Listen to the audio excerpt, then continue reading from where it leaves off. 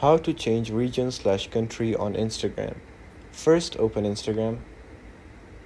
And once you're in Instagram, what you have to do is just basically go to your profile. And once you're in profile, you just have to make sure that you are on a professional account, not a normal account. So yeah, you just got to confirm that you're on a professional account. If you're not, you won't be able to see the option. So here, as you can see, I'm already on a professional account and I don't need to enable it, but just have to go ahead and press on edit profile.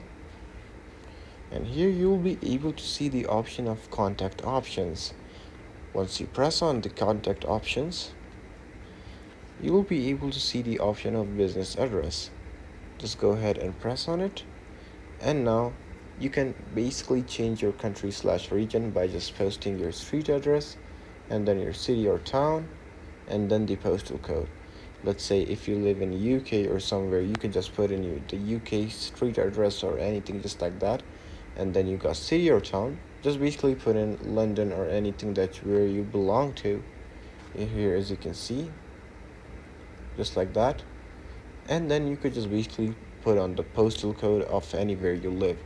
After that, you could just basically press done and then save.